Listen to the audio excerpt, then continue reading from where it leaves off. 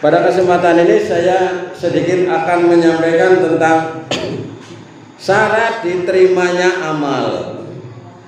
Jadi amal ibadah itu agar diterima oleh Allah itu bagaimana? Jangan-jangan kita ini beramal, amalnya itu sia-sia. Jangan-jangan kita ini beramal, amalnya itu hilang.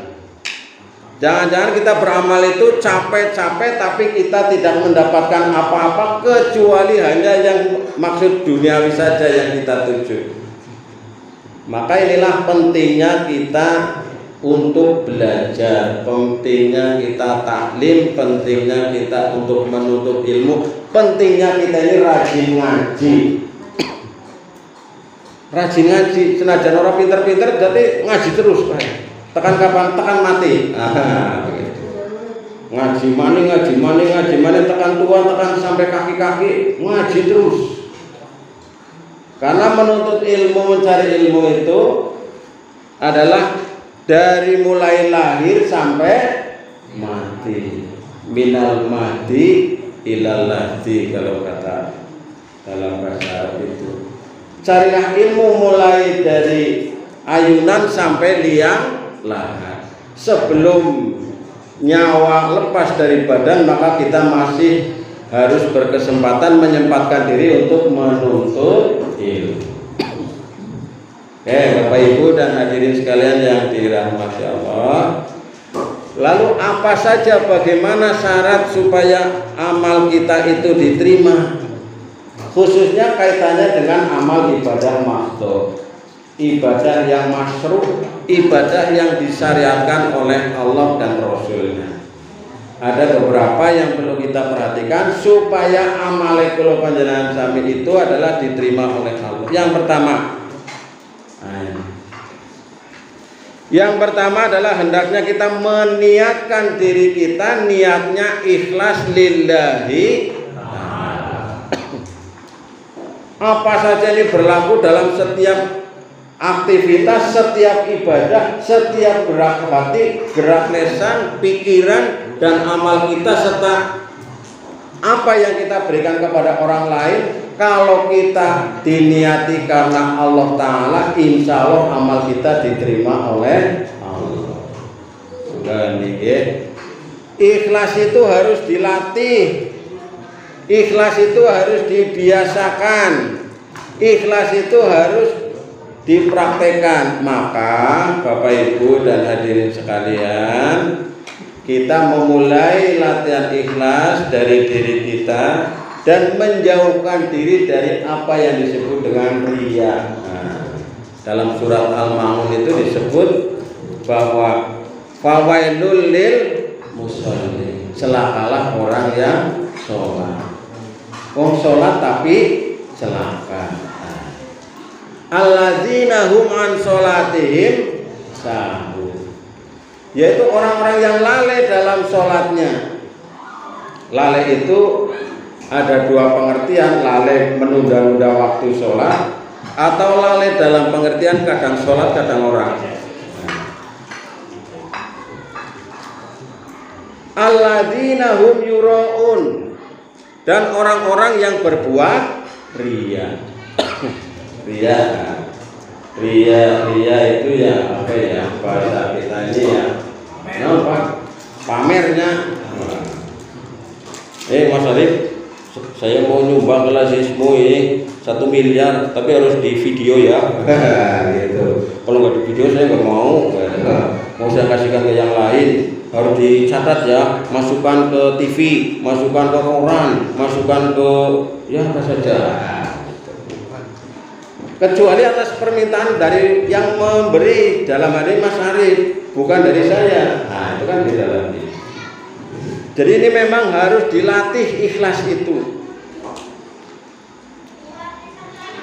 Orang misalnya mau memberi, ini contoh ya betapa beratnya ikhlas itu. Ada orang dapat rezeki misalnya, Pak Eko ini, ya, habis dapat kiriman dari luar negeri 1 miliar Pak. Ya contohnya gede lah. Dapat kiriman 1 miliar, glutak. Nah, Wong anu wis kecukupan jane rezekine, wis kecukupan untuk harian, untuk apa sehari cukup. Maka dia ingin mendermakan sebagian rezekinya yang tadi dapat kiriman itu, misalnya berapa? 100 juta orang 100 juta. Terus rebuk ya wis. Nah, setan itu nanti akan menggoda. Oh, jangan 100 juta, 50 aja. Atau hanya ya 1 juta kan cukup, atau kalau bisa 50.000 aja cukup. Setan itu akan menggoda. Jadi Bapak Ibu dan sekalian, inilah setan menggoda. Kemudian orang, saya tetap mau menyumbangkan 100 juta saja. Yaudah, kalau mau nyumbang 100 juta, tapi harus dipublikasikan, harus dipamerkan dan lain sebagainya. Itu upaya setan untuk menggoda kita dalam rangka untuk kita itu hilang nilai amalnya karena kita ini tidak ikhlas. Maka ini kepada teman-teman, apalagi yang paling jauh dari siapa? Pak Kiai Masyhur dari Cipai. Cipai itu banget. Ya, bagi yang melakukan ya, mungkin biasa sana sini ya dekat, tapi untuk umumnya kita mentenado lah ya. Dari Cimanggu juga ini juga luar biasa. Mudah-mudahan makin jauh makin banyak pahalanya. Naik ikhlas. Iya Bang ya. Makanya ikhlas itu harus dilatih, jadi kepenak. Orang ikhlas itu kan kepenak ya, nyaman begitu. Jadi tidak terpengaruh kepada pujian manusia dan lain sebagainya, tapi memenuhi kewajiban, memenuhi tugas karena lillahi ta'ala. Maka orang dalam niat itu kalau dilafadzkan, biasanya dulu ketika kecil saya dan Pak Kiai Masyhur itu kalau kecil nang bapaknya diwarai, ayo niat wudu jajal, nawaitul wudu ali fil hadatil ashuri fardhu lillahi. Niat puasa jajal, nawaitu soma khotina nadai fardhu Ramadan di sanati fardhu lillahi ta'ala. Niat salat misalnya dilafadzkan maghrib, usuli fardhu maghribi salat tarawih mustaqbilan qiblat adaan makmumah lillahi ta'ala. Kabeh nganggo lillahi ta'ala.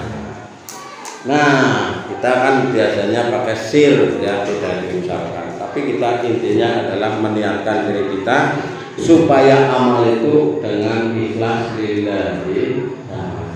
Tidak Maha Tahu. Lan puasa ini adalah merupakan puncak prestasi orang yang ikhlas. Puasa jangan dipamerna, kepiye carane pamerna puasa kumaha coba. Aku puasa ya, tapi mau puasa. Barang habis dari Majenang di sana warung yang cuma kelihatan kakinya aja itu. Puasa nggak bisa dipamerkan, Bu. Kalau sholat bisa ya, wah gayanya apa nama, bisa di shooting. Puasa tidak bisa. Maka Bapak Ibu dan adik sekalian, puasa ini melatih diri kita menjadi hamba-hamba yang ikhlas. Maka Allah berpesan tadi pada surat Al-Bayyinah yang di awal saya bacakan, wa ma umiru illa liya'budullaha mukhlisina lahud-din. Dan tidaklah aku perintahkan kepada kamu untuk memurnikan keesaan dalam beribadah itu. Jadi kita ini harus ikhlas, belajar ikhlas, menjauhkan diri dari riya. Maka Rasulullah berpesan, innamal a'malu binniyat. Sesungguhnya amal itu tergantung niat. Maka kalau bisa kita itu niat di awal itu niatnya yang double stereo. Niat dunia dan akhirat. Pada zaman sahabat itu banyak orang Islam yang mengikuti hijrah Nabi karena aku nang kari kana uli bojo ayu, nang kana uli harta benda dan sebagainya. Maka Nabi berpesan, sesungguhnya amal itu tergantung apa yang dia niatkan. Kalau yang dia niatkan itu hanya untuk kepentingan duniawi, ya akan mendapatkan duniawi saja. Tapi kalau kita niatnya untuk kepentingan ukhrawi, akhirat, maka dunianya pasti dapat. Jadi saya gambarkan begini Bapak Ibu. Kita mau ke Surabaya. Nah, ya, kita mau ke Surabaya, niat pertama. Niat kedua mau ke Bali. Nah, kalau kita niat ke Surabaya, kita tidak bisa sampai ke Bali. Tapi kalau kita niat ke Bali, kita akan melewati Surabaya. Nah, itu kira-kira gampangannya gitu. Maka ketika kita niatkan dunia saja, ya udah. Saya misalnya niat bekerja itu supaya dapat uang, ya dapat uang itu Pak. Ya memang dapat.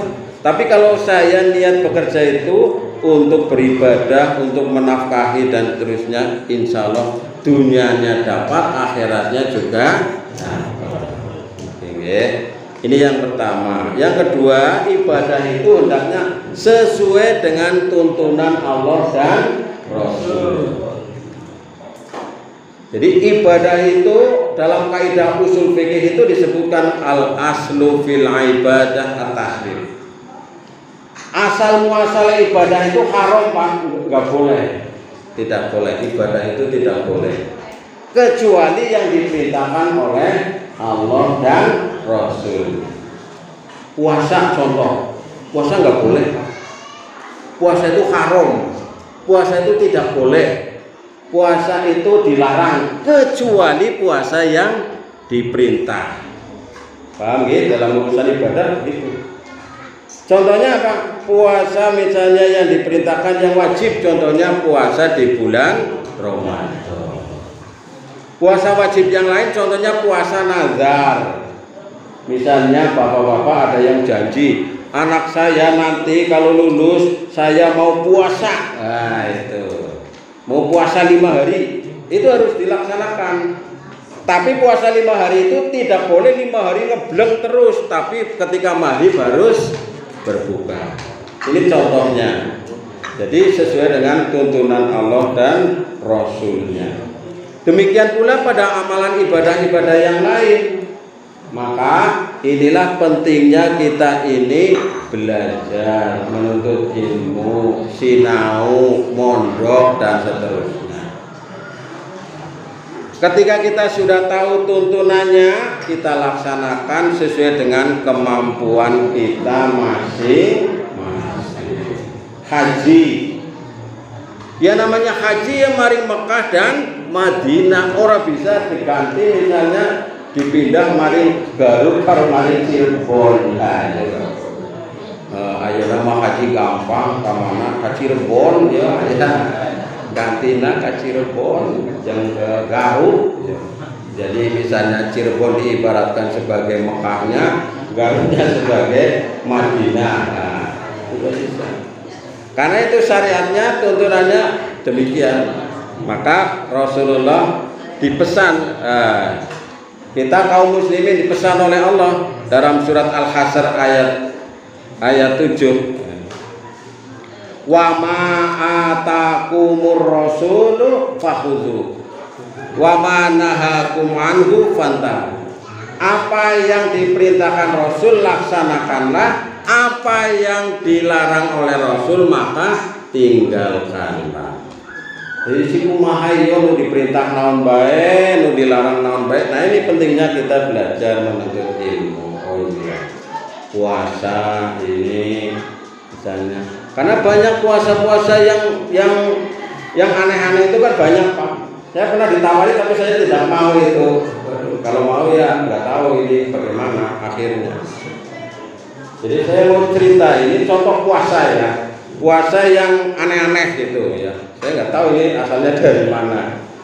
Saya itu Pak Eko dulu pernah dikasih emas, emas itu. Ya mungkin kalau saya taksir sekitar 2 kilogram. 2 kiloan itu. 2 kilogram ada yang bentuknya batangan malah lebih kayaknya. 2 atau 3. Batangan ada yang lempengan kayak uang, ada yang kayak bungkal, cara orang Jawa itu bungkal. Ya waktu ya Pak ya. Terus saya itu dicari oleh para dukun dulu saya karena punya kelebihan. Ujare dukun ya. Ya Mas, jenengan mengko nek muasa niki emas iki nggo jenengan separo. Soalnya yang bisa mencairkan supaya emas ini bisa laku dijual itu hanya panjenengan. Itu. Jadi dulu dicari oleh dukun anak yatim piatu yang sudah balik tapi belum menikah. Jangan boleh anak-anak. Saya ulangi, anak laki-laki yatim piatu, orang di bapak, orang di ibu, udah cerai, meninggal, udah balik tapi belum menikah. Nah ini katanya. Jadi para dukun itu bisa mengambil emas dari gunung, dari mana bebatuan, tapi tidak bisa diuangkan kecuali dia disarati oleh anak ini. Nah anak itu saya. Nah gitu. Kemudian saya dirayu supaya mau muasani ini. Puasanya hari apa? Hari Rebo dan hari Kemis. Kemisnya ketemunya malam Jumat Kliwon. Iya, saya ditawari gitu. Iya Korea gitu ya. Mungkin kalau saya tidak berbasis kepada tauhid, mungkin iya langsung oke. Saya pulang konsultasi ngobrol-ngobrol dulu. Saya tolak, saya nggak mau. Nah ini salah satunya, dan masih banyak lagi yang puasa-puasa yang tidak disyariatkan. Jadi yang kedua ini, puasa itu harus sesuai dengan tuntunan Allah dan Rasulnya. Maka Rasul berpesan, man amila amalan laisa minni fahuwa raddun. Sapa wonge sing beramal ora sekang aku, bukan karena perintahku, maka akan ditolak.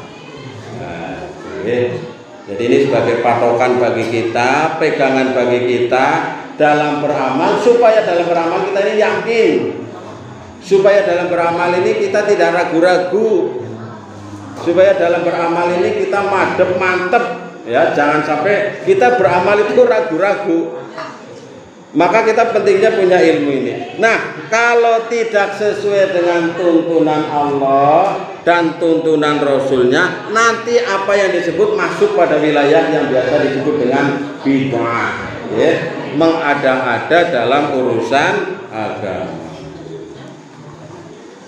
Ya. Ini udah dibagi semua ya kayaknya. Ini udah dibagi semuanya, dipersilakan monggo ya. Kali disambil itu, monggo mas nih ya, silakan. Kalau bisa dihabiskan, kalau nggak habis bisa diperkat ya pakai lo ya. Iya, mungkin itu gawat tas, nanggung berkat. Iya, ketahuan ini mobil ya bagasinya sih gede, bisa nanggung berkat. Bisa gawa macam-macam ya, lazis bisa gawa besok. Siki sekarang mungkin menerima, besok mungkin memberi. Ya. Jadi nanti insya Allah tahun ini kita punya 2 bulan Pak Eko. Insya Allah mohon doa restunya. Ya. Sekarang ambulan sudah pesen SMK dalam ini teka. Insya Allah mohon doa restunya. Nanti lazismu beli lagi. Biar kita melayani masyarakat, kita optimalkan, maksimalkan. Ya, tidak apa-apa, kita memang nanti punya 2 bulan, punya 3 bulan, tidak apa-apa. Ya, lebih banyak, lebih bagus untuk melayani. Ya orang tukang nakon pada mulai 2 bulan. Ya orang, ya ini untuk pelayanan kan, kadang-kadang kan bingung ya. Sering suatu ketika, ya ini kersane Gusti Allah. Ana wong ninggal telu, ambulannya ditemu dijani kabeh. Orang domai kaidon. Di sini katanya jam 8, jam 9 selesai, sampai jam 10 belum selesai. Wis ditunggu dipanggil-panggil baik dan sebagainya. Nah, ini salah satu bentuk pelayanan. Insya Allah. Jadi ini yang kedua, saya ulangi, sesuai tuntunan Allah dan Rasulnya. Nah, apalagi kita di Muhammadiyah ini sudah digodok oleh majelis tajih, ya kita berusaha supaya kita ini beramal itu mantap sesuai dengan tuntunan Allah dan Rasulnya. Tidak usah ragu-ragu. Yang ketiga, ini Bapak Ibu, yang ketiga ini adalah sifatnya tawazun, menjaga keseimbangan dunia dan akhirat, menjaga keseimbangan jasmani dan rohani. Jadi ibadah itu tidak boleh ibadah terus, ya. Misalnya ini di bulan Ramadan itu, ya misalnya, atau di luar bulan Ramadan itu di masjid terus, tidak pernah misalnya kerja atau aktivitas yang sifatnya itu adalah dalam rangka mencari nafkah. Atau sebaliknya, pagi-pagi bangun tidur langsung ke pasar, sampai sore sampai malam di pasar, sampai tidak menunaikan sholat, sampai melalaikan perintah Allah, itu juga tidak dibenarkan. Yang baik yang bagaimana? Yang seimbang antara dunia dan akhirat. Kita jaga keseimbangan. Wabtaghi fi ma ataqallahu darul akhirah wala tansa nasibaka minad dunya wa ahsin kama ahsanallahu ilaik. Al-ayat. Jadi kita ini tidak boleh melupakan kepada kepentingan akhirat hanya untuk mengejar kepentingan dunia.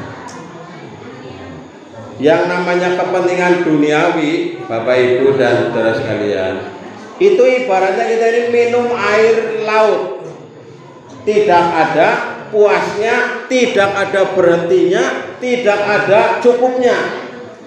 Kalau kita tidak mencukupkan diri, maka disindir hal ini oleh Allah, alhaakumut, bermegah-megahan telah melalaikan kamu.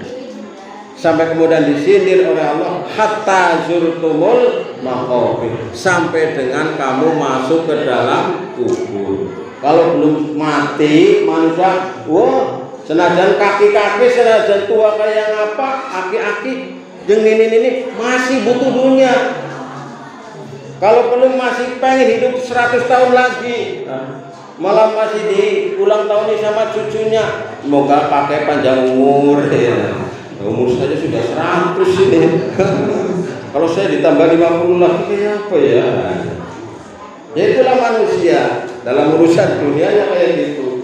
Urusan dunia, urusan kekuasaan, urusan yang sifatnya materi, manusia itu nggak ada cukupnya. Kalau tidak dicukupkan, maka Bapak Ibu dan saudara sekalian, kita berusaha mencukupkan kepentingan duniawi dengan kita memperbanyak kepentingan ukhrawi. Maka kita doanya Rabbana atina fid dunya wa fil akhirati wa qina adzabannar.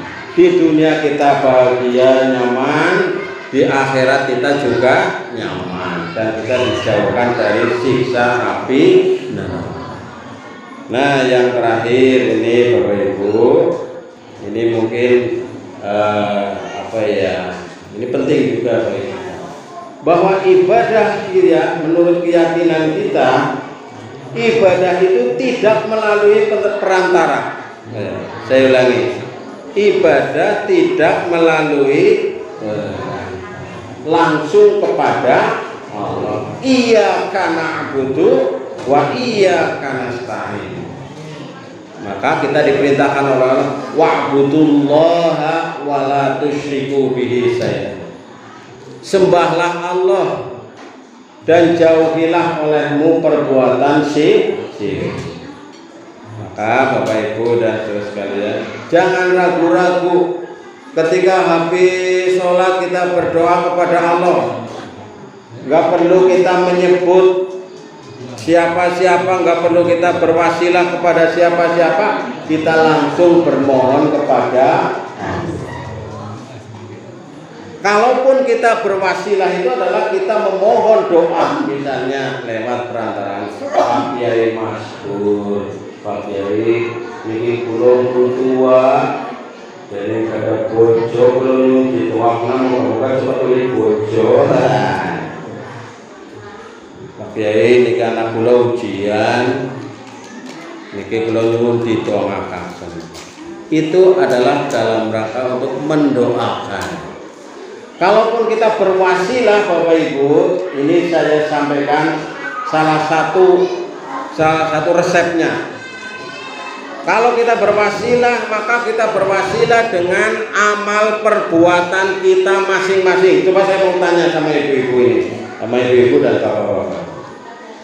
Coba mikir seminggu niki, seminggu amal apa yang paling ikhlas? Satu aja disebut oleh panjenengan, kemudian panjenengan nyebut kepada Allah Subhanahu wa taala. Misal ini contoh misal ya. Ya Allah, lewat amalan saya menyuapi ibu saya yang kemarin hampir saja wafat. Ibu saya tersenyum begitu bahagia. Ya Allah, kabulkanlah permohonan saya. Ini antara lain. Atau amal apa yang paling ikhlas yang menurut kita itu tidak ada celah ria, tidak ada celah yang merusak keikhlasan itu apa? Maka dulu itu kan ada cerita ketika 3 orang pemuda tersesat di gua, kemudian bingung dia tidak bisa keluar. Nah, antara lain dia memohon berdoa dengan amalan ikhlas masing-masing.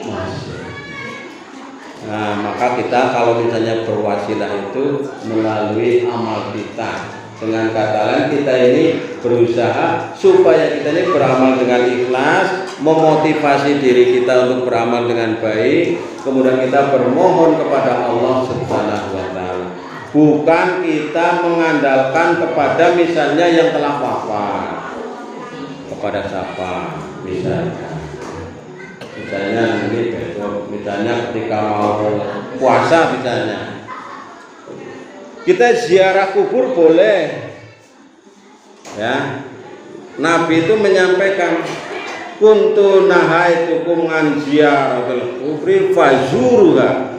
Saya melarang kamu ziarah kubur, tapi kemudian Nabi di akhirnya menyampaikan berziarahlah. Maka ketika kita ziarah kubur itu, kita bukan minta kepada yang sudah mati, tapi kita mendoakan kepada yang sudah mati. Datang ke sana, assalamualaikum Mbah. Ini besok saya mau hajatan, mohon dilancarkan Mbah. Nah kalau Mbahnya jawab nanti malah takut jenengan ya. Kalau ada sing lewain dilalai anak tukang ngarit ngerti lagi ngarit. Wah, besok saya hajatan, mau nyunati sama nikahkan sekalian anak putra putri saya, Mbah. Nyuwun dilancarkan ya Mbah ya. Sana jawab, kok bisa lari terpirit-pirit kita. Jadi kita ke sana itu dalam rangka kita ini mendoakan Allahumma gfir lahu, Allahumma gfir laha, Allahumma gfir lahu dan sebagainya. Allahumma gfir lil muslimina wal muslimat, atau kalau kita kepada kedua orang tuanya ya Allahumma atau Robbana, ya. Kemudian kita mohon ampun kepada diri kita dan mohonkan ampun kepada kedua orang. Rabbi fili wali walidayya warhamhuma kama rabbayani shaghira.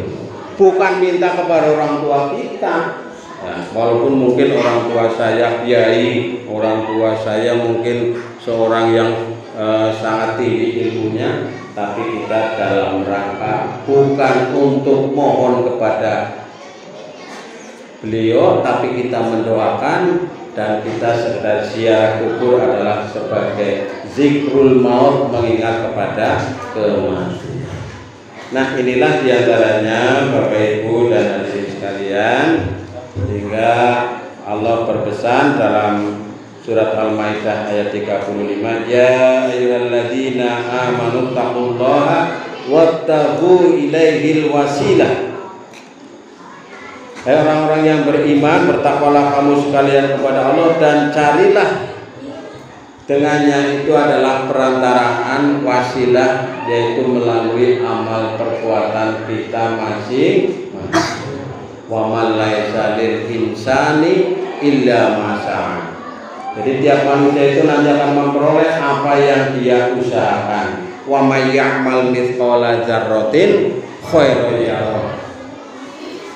Jadi Allah akan membalas kebaikan walaupun sebesar biji zarah. Wa may ya'mal mithqala dzarratin syarran. Allah akan membalas keburukan walau sebesar biji zarah. Inilah sebagai pengingat bagi kita, Bapak Ibu dan hadirin sekalian. Terima kasih.